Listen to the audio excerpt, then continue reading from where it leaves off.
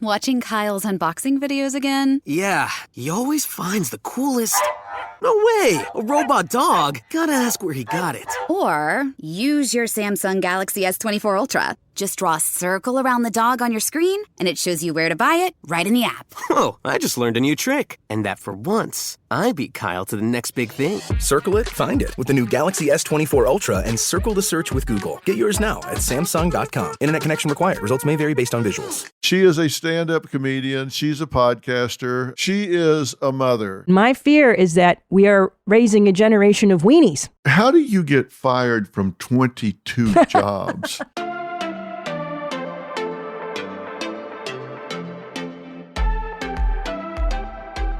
Well, hey, everybody, it's Dr. Phil, and you're on Fill in the Blanks. Of course, you know that. And get ready for a really good and informative time today. You know, I love to talk to people who have a different point of view than I do. Boy, is that the truth today, because I'm talking to Christina P. Now, first off, she is a mother, and she's a mother of 2 young savage boys. Now, that's her term, not mine. I'm not judging her children. But she is a stand-up comedian. She's a podcaster, and you probably saw her 1-hour special on Netflix, Christina P., Mother Inferior. This was back in October 2017. Rave reviews isn't a big enough term to describe it. And it was brilliant, insightful, irreverent, but so true. She had a second half-hour special, The Degenerates. It was shot in Las Vegas a year later and streamed on Netflix as well. And her latest special, Christina P., Mom Jeans, which premieres globally on Netflix on Mother's Day this year, May 8th. So you want to mark that down and watch it, because it will change your point of view. It will give you permission to say what you think but don't want to say. The comic and proud mother has prepped another real intimate look into the life of modern motherhood, and she's here to talk about that and more. So, Christina, thank you for being here. Oh, I am so honored, and thank you for what you've done for people your entire career. And I also want to thank you for the book Life Code.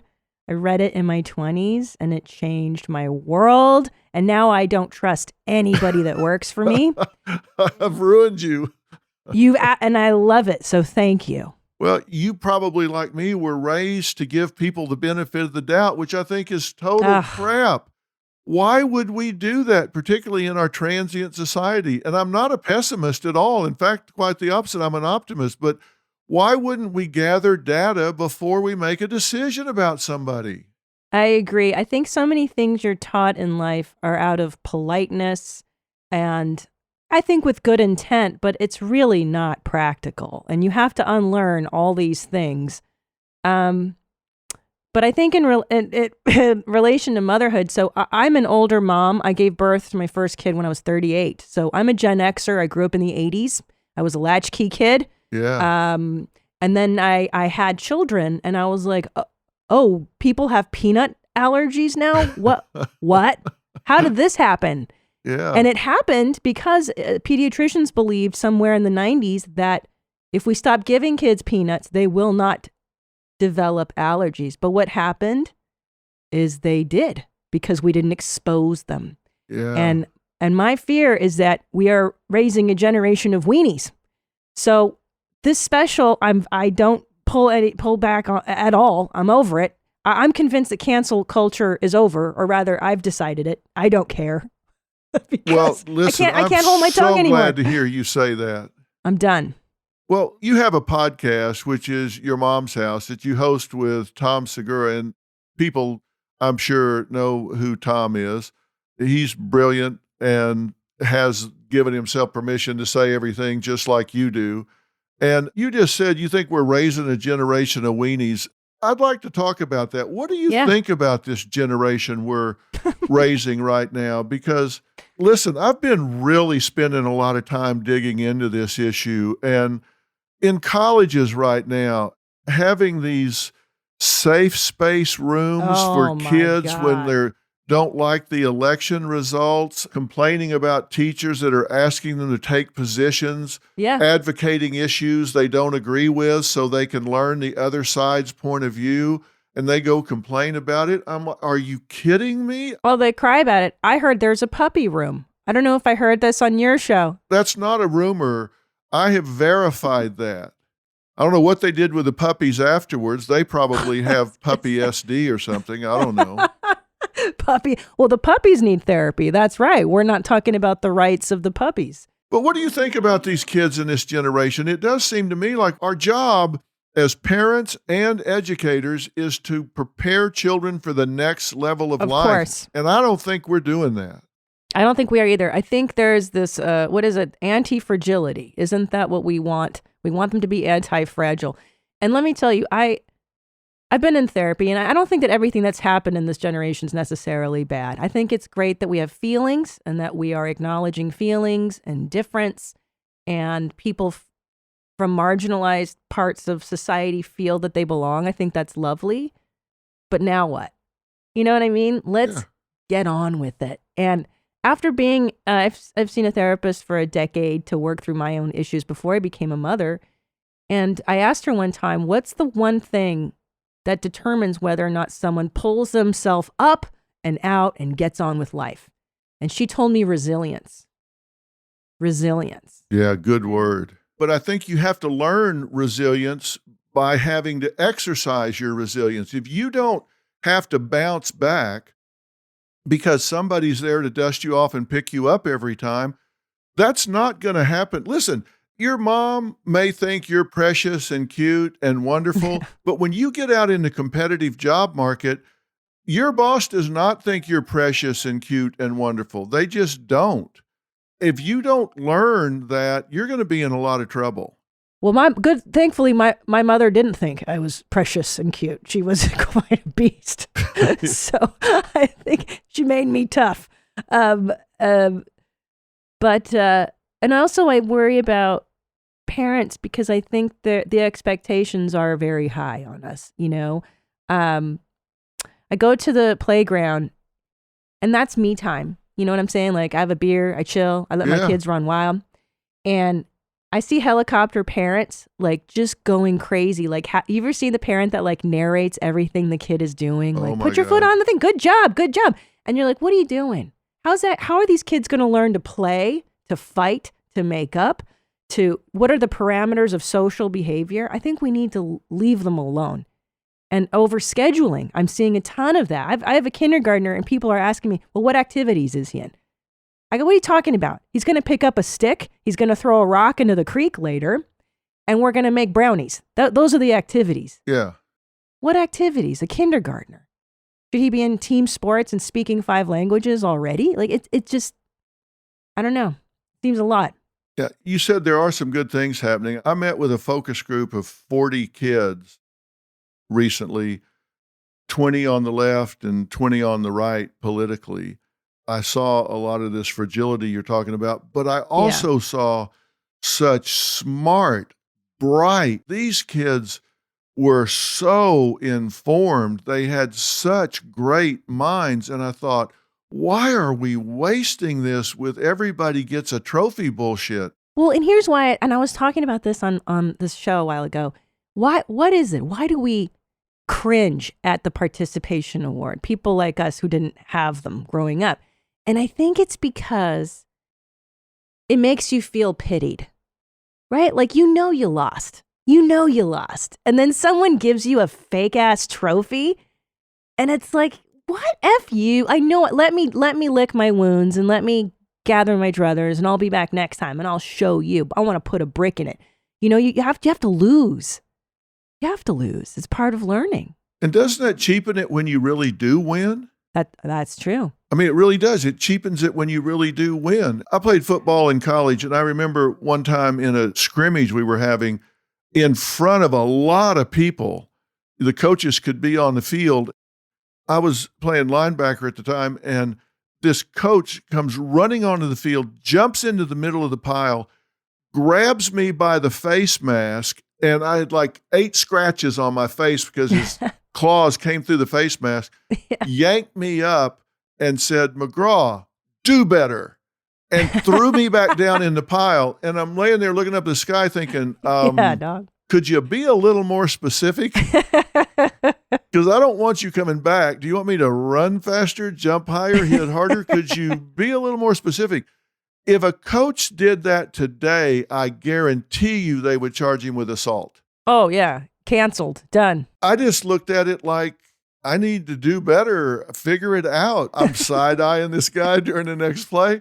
Nobody even thought anything about it. So the guy's motivating you. What's the big deal? And are you traumatized, or did you grow up to become one of the most beloved, successful people in our culture? So what did it do? In the locker room, we laughed about it till we were sick. They were coming over saying, McGraw, do better, throwing me up against the locker. And we laughed about it. And I saw the guy in the parking lot leaving afterwards, and he was saying, you finally woke up out there. And I said, yeah, coach, you're a great mentor. Thanks, man. He's slapping me on the back. He has no idea that he ran out in front of all these people and scratched my face up. We were friends for years. There was no big, come on, get over yourself. And it's just like this offended culture. I don't buy that people are as offended as we claim. That it's a small minority of people that are setting the tone for this.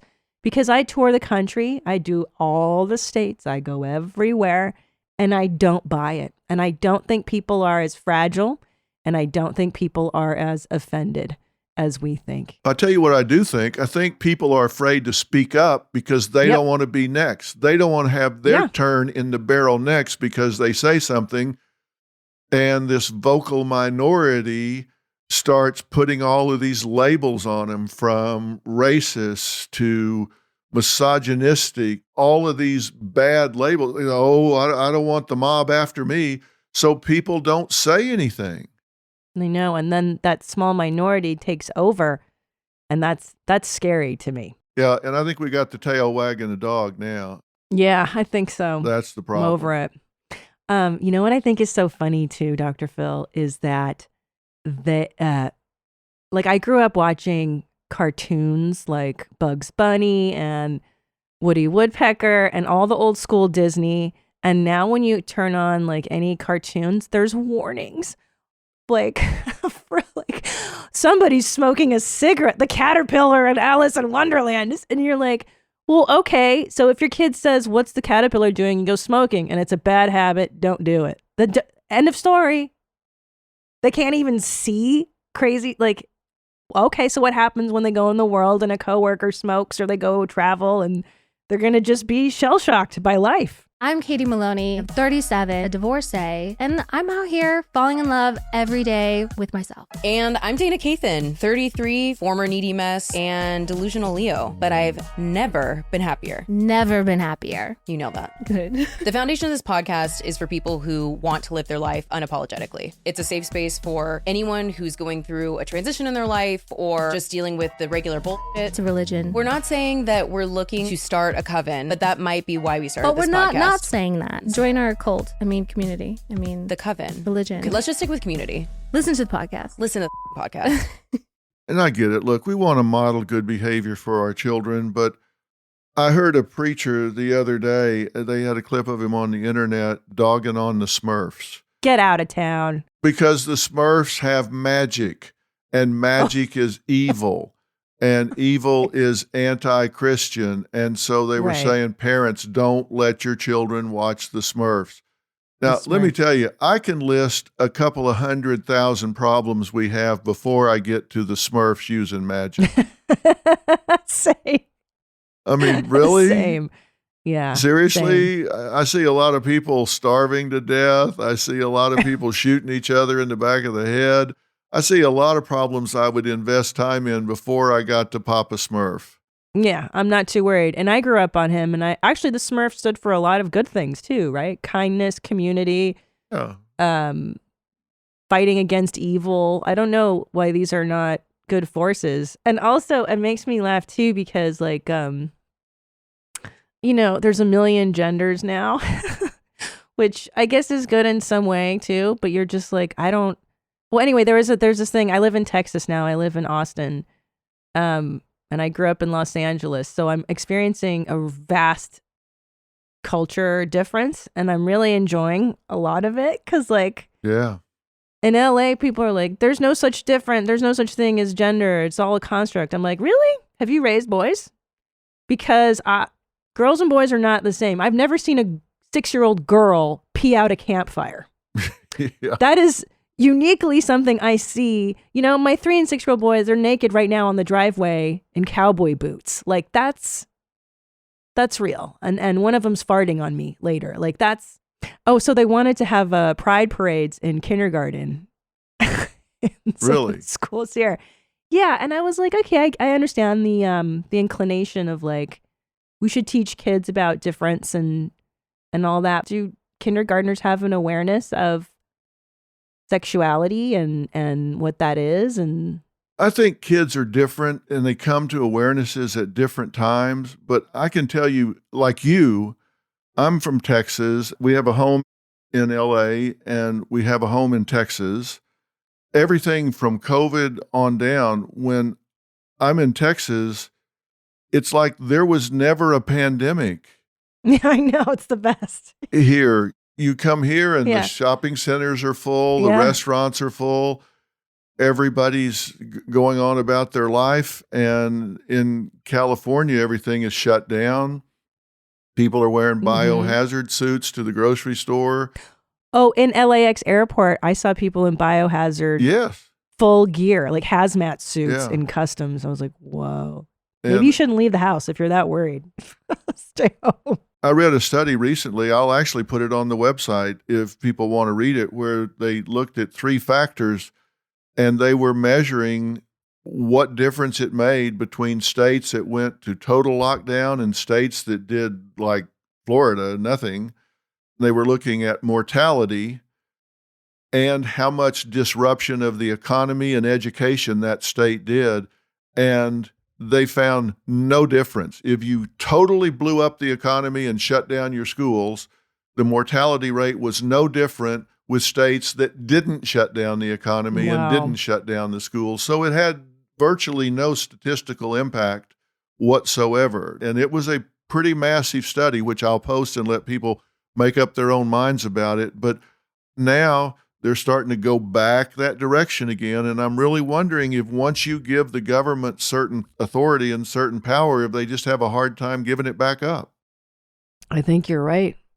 I think that is the thing, is once you give them the authority and the power, I mean, it's harder to give it up once you've got that. And that's why you hear me tell people all the time on the show, they'll come on and say, well, we're going to court to have a custody battle. And I'm like, you don't want to do that. You want to go sit down and work this out between yourselves. Do not invite the government into your family. Do not do that. That's not King Solomon up there. You have no idea what he or she judge is going to do on a given day. Oh, that's right, because you're dealing with people, and that judge could have had a bad fight with his wife that morning or her wife, whatever, and then they come in and that's it, right? Yeah, maybe he's got a daughter whose husband really jerked her around in a marriage or over the weekend or something, and he's coming in there and he's going to get his pound of flesh, and you happen to be in the crosshairs. These are just people. They don't have some book of wisdom. You do not want the government in your life. You don't want to invite them into your family. Bad idea. And this pandemic really made me realize that, because I think I had a childlike notion of people in power. Like, oh no, surely they are trained. Surely they have what's best for us in mind. No, of course. And it's like, no, they're just dopes like me. You know what I mean? Like, they're just dopes like me, just trying to do right by them, by whatever forces are being pulled on them at any given time. There is no omnipotent, omniscient government that's going to take care of you. Yeah, I'm trained in forensic psychology, and a good court, a good judge will get a forensic psychologist that will come in and evaluate this family for real and see what these parents are about for real. But trust me, we don't have an X-ray machine looking for assholes. We don't have the ability to see, because they put their best face on. You rely so much on self-report from these parents. Maybe the kids are straight with you, maybe they're not. We do as good a job as we can. There are no guarantees of how competent people are going to be when you get the government in your life. You don't want to do that. I'm just telling you. Man, and you've seen everything in your career. What's the craziest episode of Dr. Phil? Oh, man. What you just said, I've said to myself many times. I've walked off that set thinking, okay, I've seen it all now. And then I get up and come down there the next day and go, whoop, no, I haven't. I Yeah. thought I had until this bunch came out here. It's astounding to me how people can get out into life and get down in the trenches and find so many creative ways to get off in a ditch. It's astounding to me. And the ones that really stick with me, Christina, are the ones that victimize children that don't have a voice. There are so many kids that are 4 or 5 years old that if they had the words, if they had the ability, they would just say, will you people please just shut up? Will you just shut up, for God's sakes? When these kids live with domestic violence and yelling and screaming, we have now learned that it actually changes their brains. It isn't that they're just upset for a week or it leaves them kind of nervous in life. If you look at the brains of kids that grew up in that versus kids who didn't, you scan their brains and look at them, and they are significantly different. What's the difference? Like the trauma, you mean? Yeah, the trauma changes brain? the amygdala, the pleasure centers. It changes the neurotransmitters of the brain, the way the brain talks to different parts of the brain, how they process anxiety, impulse control, depression. It hijacks all of the areas that are involved with fight or flight reaction. Mm-hmm. So they get into a state of hyperarousal, and it changes who they are for the rest of their life if you don't do something significant to intervene. So it's terrible. And that's what upsets me the most with the stories that I deal with. I bet. Because they're so helpless. Kids didn't ask to be born into certain families. Do you think we should have, you should have to get a license to have children? Well, it seems to me we should require some sort of training. We have to go demonstrate competency to drive a car. I know. But to get a marriage license, you just pay, $2 and they turn you loose in somebody else's life to go wreak havoc and then procreate. I know. Shouldn't you have to have some kind of parenting class or training? And when you look at what happens in school, Christina, we teach kids how to add, subtract, read, write, maybe. And apparently we don't teach grammar anymore. I thought you got that in the 5th grade, but we teach them those things, but we don't teach them how to recognize anxiety, depression, stress, what to do about it.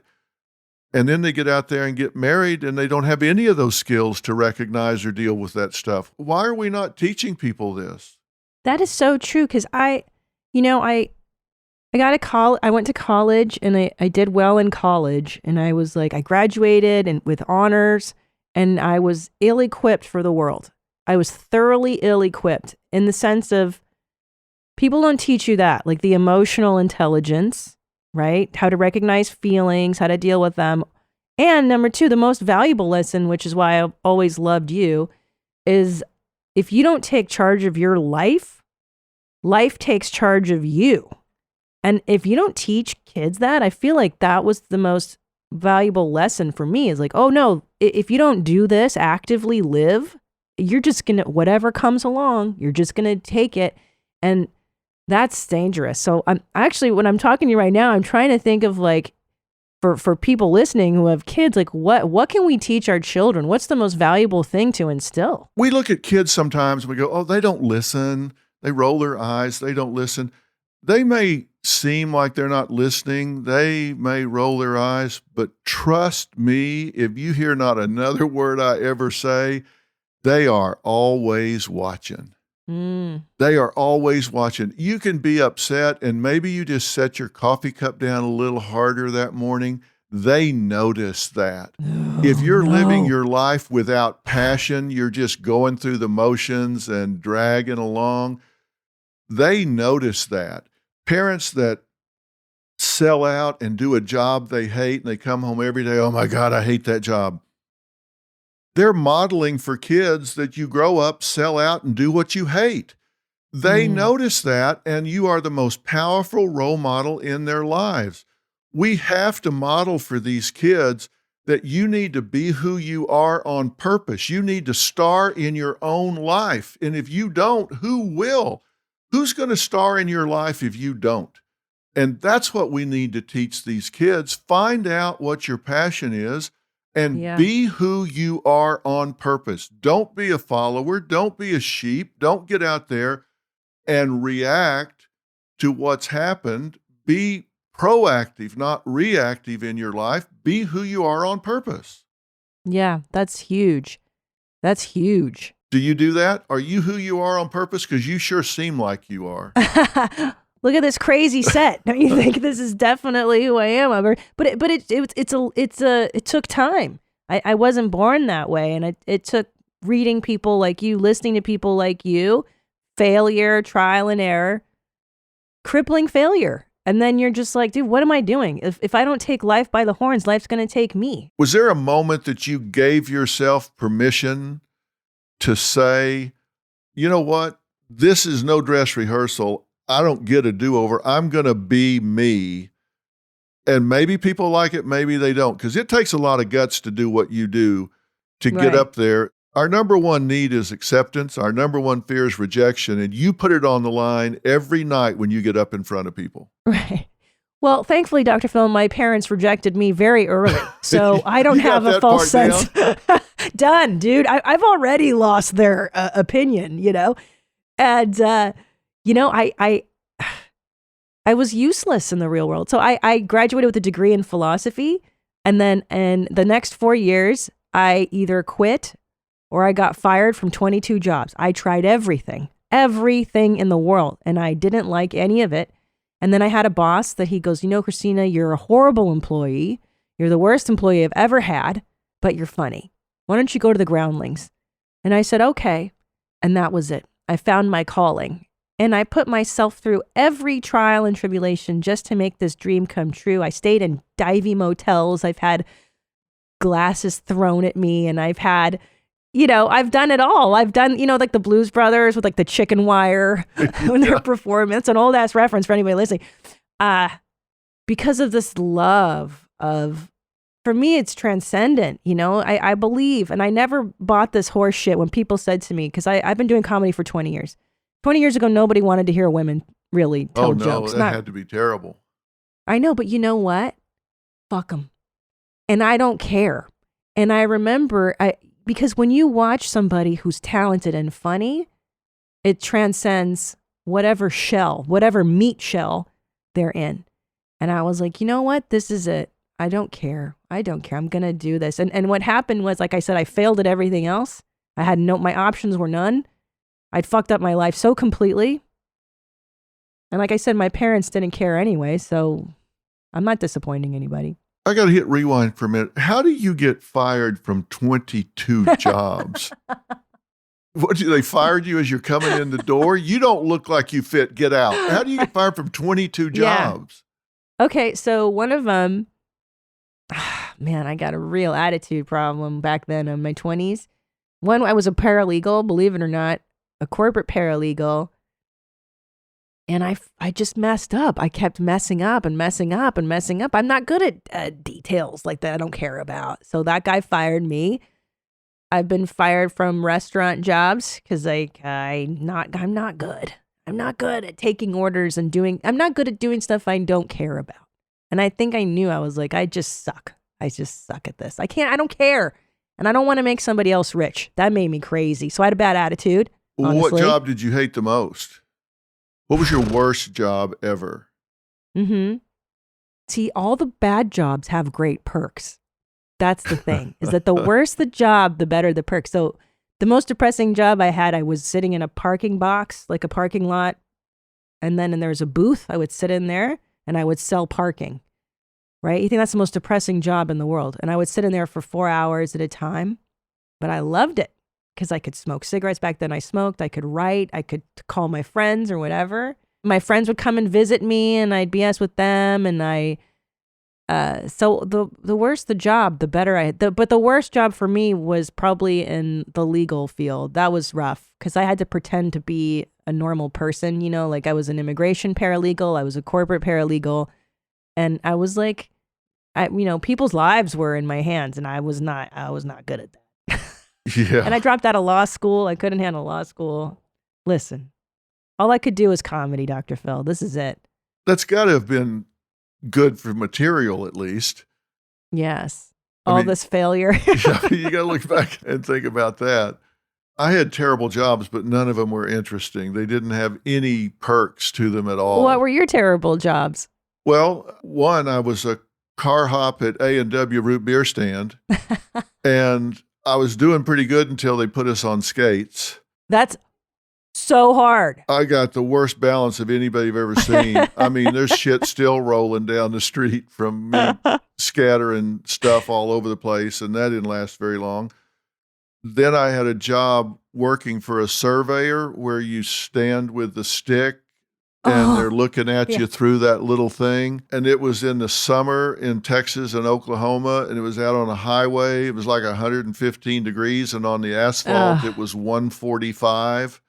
145 degrees. And I'm standing there thinking, there's got to be something better than this. Because I'd stand there for 8 hours, 10 hours.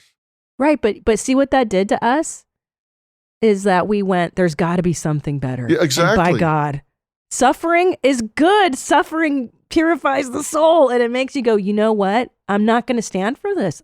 I've got to fight. I remember the worst job I had.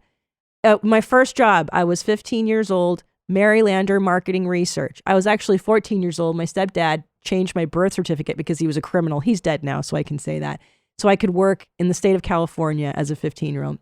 And I would call strangers. Remember when those old telemarketers? Oh, yeah. And yeah. Hi, this is Christina calling from Mary Lander Marketing Research. I was wondering if you'd like to take a brief survey about eggs today. Go ahead. Do you tell how many eggs would you say you eat in a week? 3 to 5? 5 to 6? 6 to 7? 7 to 8? And how do you make those eggs? And did you know that eggs aren't actually as high in cholesterol? That was horrible. But people took the survey, and it would take like a half an hour. Like, who are these people? That was back in the 90s. People had time for that stuff. Oh, God. Yeah. But see, resilience and suffering. And that's what you gotta make your kids suffer a little bit, right? Yeah, it does motivate you because I think, okay, listen, I'm going to learn to read. I'm going to learn to do something. I'm going to get consequential knowledge because anybody could have stood there and held that stick up on that asphalt. Seriously, you could have gotten somebody with a 45 IQ to do that job. And I thought, I'm overqualified for this job. I need to do something different. I need better placement here. Yeah. Yeah, my dad used to make me work at his forklift shop every summer from the time I was 13. And I would have to answer his phones. And I don't know anything about forklifts. And people would ask me questions like, do you have propane or electric? But by the end of the summer, I could tell you all about forklifts and pallet jacks and Nissan. And is it a shift cider shift or something? That was so long ago. When did social media hit for you? How old were you when TikTok and all of that stuff came along? Are your children into it? Hell no. So listen, I grew up analog. I was blessed to grow up with an analog brain. And then in college is when I sent my first email. And then in 1999, when I graduated, I got my first cell phone.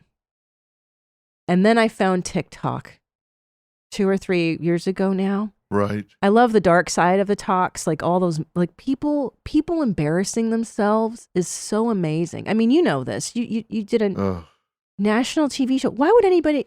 No offense to like what you do, but like, why would you go in and embarrass yourself on television? I mean, I love it because it's awesome to watch. Yeah, I ask myself sometimes why people choose that particular forum, and the people that are on TikTok, they're not even getting anything in return. No.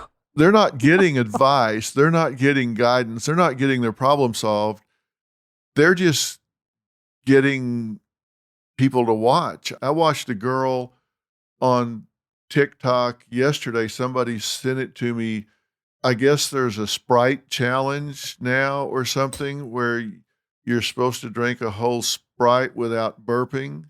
Oh, wow. I would definitely fail that. Oh, I'll send you this link. Please do. This girl is absolutely gorgeous.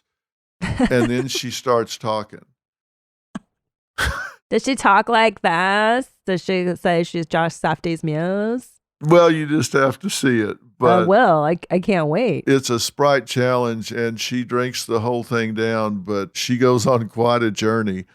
I got to admit, it is hilarious, but to what end, I don't know. Are you at least dazzled? I mean, it's pretty amazing that Bad Baby managed to parlay. She claims she makes $50 million on OnlyFans. What? I mean, come on. It's amazing. Well, this OnlyFans thing, I've never been on that site, but we had a nurse on the other day that had an OnlyFans site, and she was a critical care nurse or something. No. And she said her coworkers found out she was on the site and caused her to quit. And she said, "Well, I'm making $300,000 or $400,000 a month on this site, so I guess I'll give up my nursing job." Is this just the new porn site? I don't know. Well, that's what I thought, because I thought that's probably what you've got to do. It turns out they're just taking like provocative pics, and they're not even that provocative. Like, they wouldn't be taken down from Instagram. Really? They're just like girls in like underwear, So I don't know what guys are paying for that. Do people subscribe? Is that what it is? Yeah, there's that paywall, and then there's a second thing where they'll send you videos. But they're not like, again, we tried one and it wasn't that exciting. We were like, what is this? You made one, or you subscribed Heck no, I to would one? never I would rather die. I would rather pick up garbage than do an OnlyFans, but nah. No, we tried it.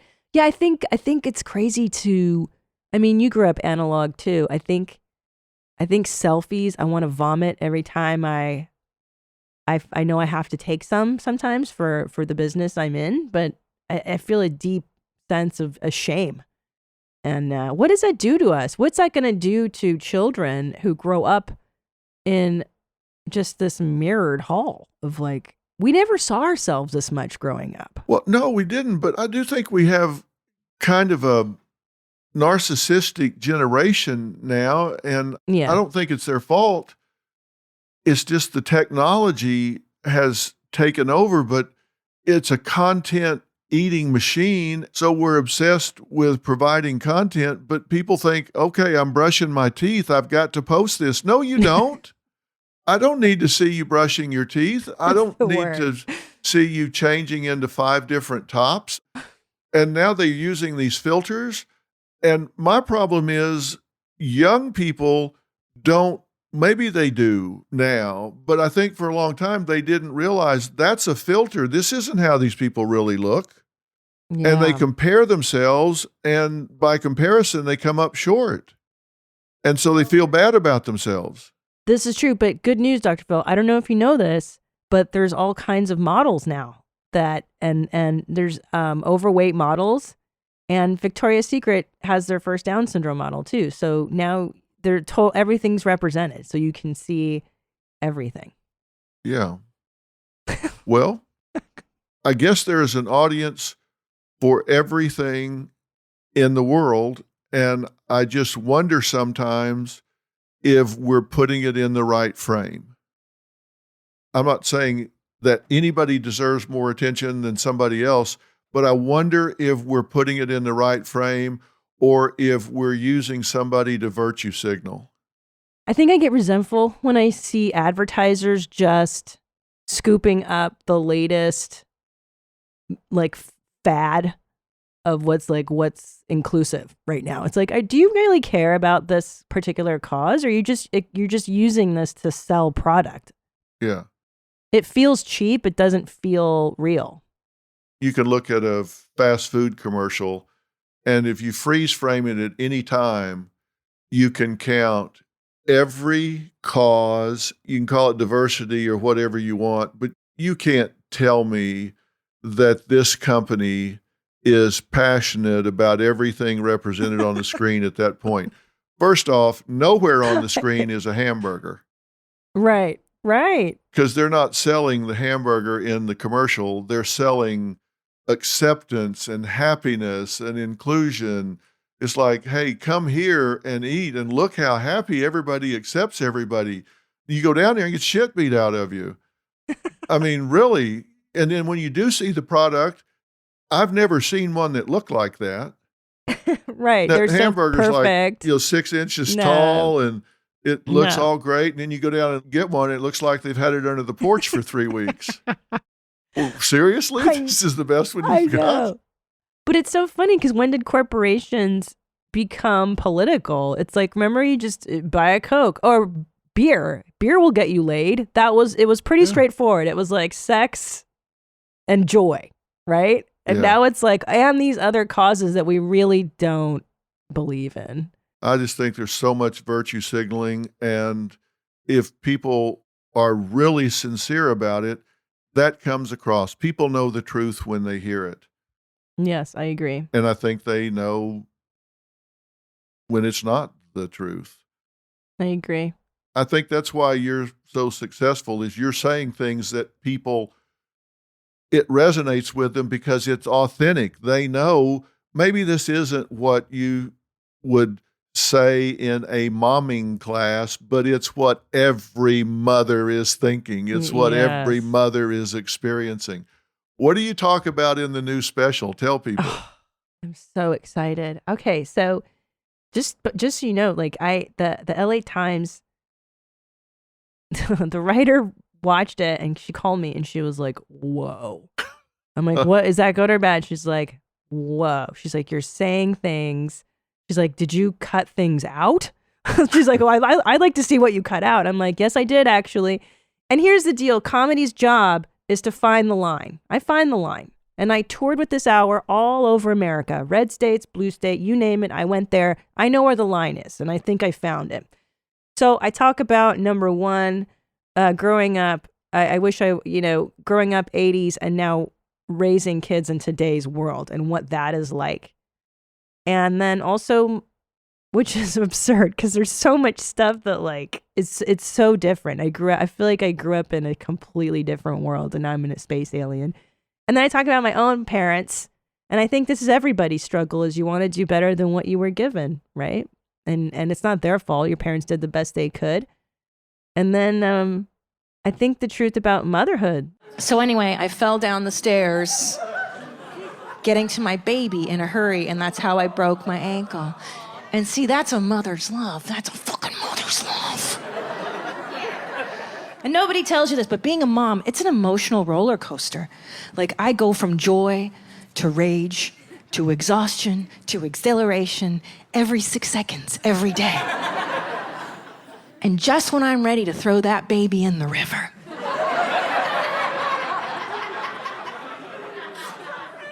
he smiles at me. Yeah, they smile at you with those little jack-o'-lantern teeth. And you're filled with so much joy, you have crazy thoughts. You're like, I want 10 more! Come on, Tommy, we're fucking tonight! I didn't know that I would go from like joy to rage to exhaustion to exhilaration like every 6 seconds of every day, you know? Yeah. It's so hard. Do you ever take your kids on the road? I do. Yeah, I do. They love it. They don't want to leave the hotel. They love just eating candy and pushing all the buttons on the elevator, and it's fun. It's great. But I stay home. I don't travel as much as my husband does. I'm home a lot with my kiddos. So if I do go, I take them with me. Yeah, and they that's love great. it. Well, I just hope moms watch this and they see the truth. And I feel like there's a lot of, this isn't just the typical special of like, I'm just kind of over the trope of like, let's just drink wine. It's wine 30. I'm an alcoholic mom. Like, there's a place for that, but I think there's an even bigger dialogue that needs to happen, Yeah. Then I just like dick jokes and fart jokes, and there's a lot of those in there too. This isn't just like a chick comedy show. You can watch it with your husband. So Yeah, of course. Did your comedy change when you got out of LA? Oh my God, yeah. Well, I didn't realize because I grew up in LA. I'm an Angelino from the time I was 4 to Yeah. like 45. And I didn't realize what a cultural bubble it truly, truly, truly, truly is. As much as I love my home, I love LA. Yeah. And I moved to Texas and I went to like my first kindergarten party and it was like a boys' party. And they were like, okay, y'all, here's some cupcakes. And then after the cupcakes, we're going to have donuts and then we're going to have cake.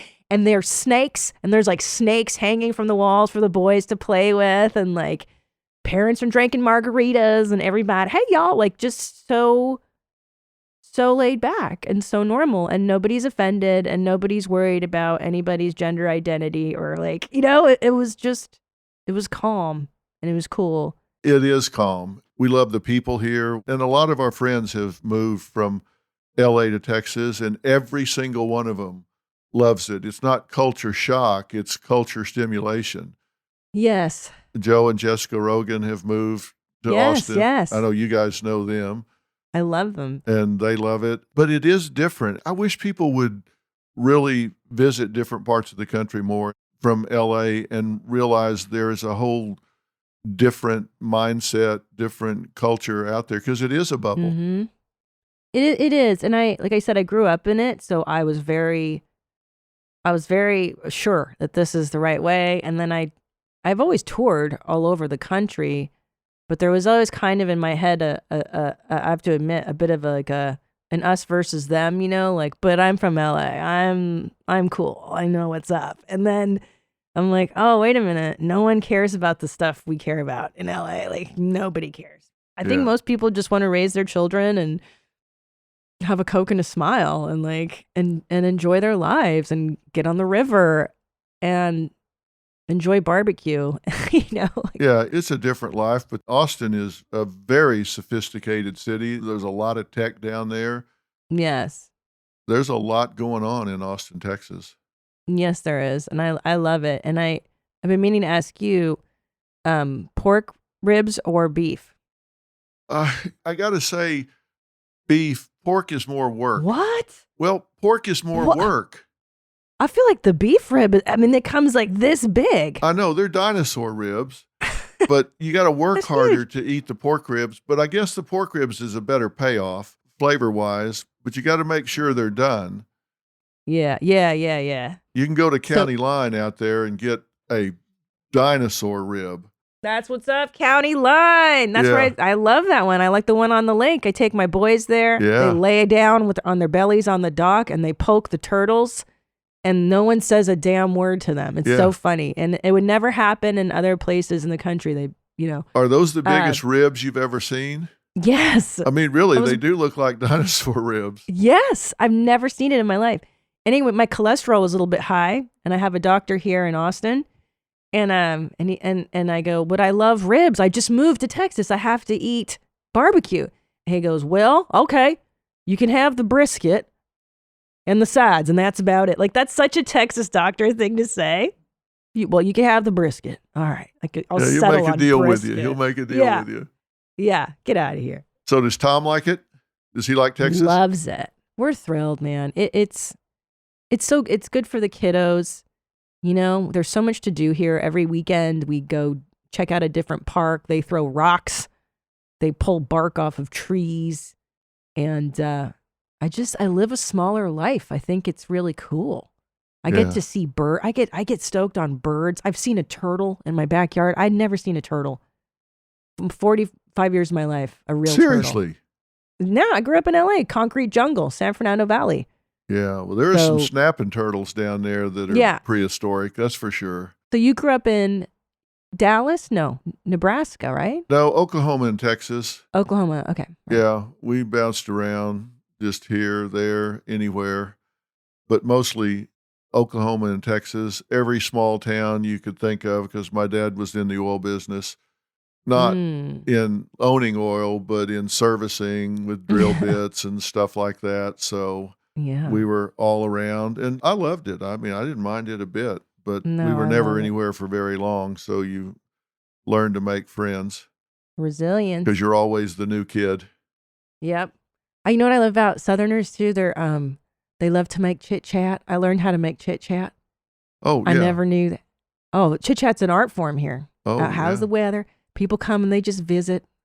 I have a couple of cowboys that work on my house, Hi, Miss Christina. How you doing? And they said, thank you for the visit. They're so sweet. We Yeah. talk about nothing. Yeah. Talk How many about the times have weather. they told you if you don't like the weather, wait a minute? Oh my God. Yes. Oh my God. That's the joke. If you don't like the weather, just wait a minute. It'll be different tomorrow. Yeah. In California, they can do the forecast every Saturday, 'cause nothing ever changes. Yeah. I learned a long time ago that you were a fellow dog lover, and I knew right then you were my kind of people. I am. I'm obsessed. I love doggies. Oh, They're I the do best. too. What do you have? Well, I've got two that I did a show on CBS called That Animal Rescue Show. We really spent a lot of time coming up with that title, by the way. It was an animal rescue show, and we couldn't decide what to call it. We said, everybody's going to say, have you seen that animal rescue show? So we just thought, what the hell, we'll call it That Animal Rescue Show. That's a good title. Yeah, and I was down at one of the places in Texas where we shot, and they had some feral dog down there that had 8 puppies, and they said, they're small, you should take 2. And I took 2 of the puppies home. I could hold them, one in each hand. Oh. Snow white puppies. One had blue eyes, the other had a blue eye and a brown eye. I took them home. One weighs 125 pounds now. The other weighs about 115. Oh my God. They're snow white. If they didn't bark, I would swear they were polar bears. Oh, They're huge, gorgeous. but they are the best dogs, I swear. Do they sleep in your bed? These dogs, they're mostly Great Pyrenees. They're just mutts, but they're mostly Great Pyrenees. And they like to go about 50 yards from the house and watch it. What? That's what these Great Pyrenees do. They watch herds. And if a Wow. wolf comes, they want to be away from the herd so they can intercept the wolf and kill it if necessary to I love protect it. the herd. It's in their DNA. So they sleep away from the house to guard it. And if something approaches it, they intercept it. That's a working dog. Yeah, I love it that. is. And they work as a pair. These 2 Wow. brothers, you never see them more than 2 or 3 feet apart. So don't want to approach the house in a skulky way. That's all I'm saying. Yeah. I need to get me some of those dogs. Ours is useless. I have a little Ewok dog, a little Brussels Griffon, Yeah. and one of these purebred, fancy, dumber than a box of rocks, but so sweet, and she snores. But I got to get me a useful dog. I think that might be the trick. You would love these, but I hope if a wolf comes at our house, it's a very slow wolf, because these are the most clumsy, slow-footed dogs you have ever. They'll have do-do-do-do-do-do-do-do. But they're sweet. I'll send you a picture of them. You'll like it. Please. I can't wait to get more dogs. Yeah, Yes. you need a couple more. In Texas, you can have all the Yeah. dogs you want. That's the best part, that this is a very dog-friendly place. Yeah, thank exactly. goodness. We're obsessed with our doggies. Well, listen, I want everybody to know, I want to say it again and again and again. Your latest special is Christina P. Mom Jeans. It premieres globally on Netflix Mother's Day, May 8th. And then there's more to this, because later this month, you're going to be on Netflix again, which is their comedy festival, Netflix is a Joke. You're going to participate in Amy Schumer and Friends section, which is set to take place at the Hollywood Palladium.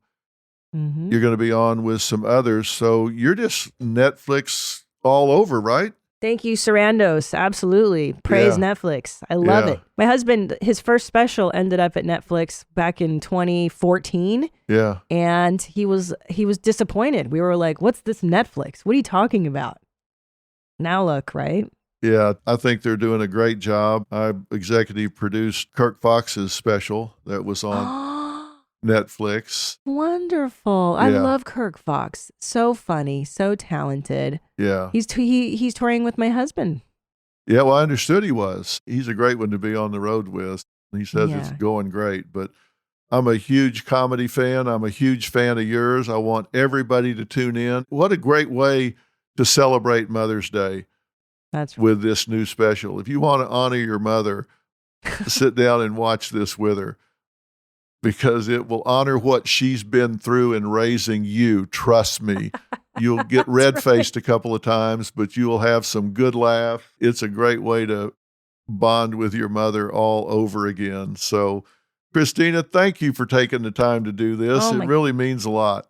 This means the most to me. This is absolutely a dream come true. So thank you so much. So Yeah. nice to meet you. Thank you. Well, you're so funny in the things you do. And again, it's Christina P., Mom Jeans. It's Mother's Day, Netflix, May 8th this year. You don't want to miss it. It's all good humor. You will love it. So tune in and watch it. Let me know what you think. Christina, I'll talk to you soon. I'll talk to you. Thank you so much. Mwah. My best You're to the Tom. best. Yes, for sure. All right, so long.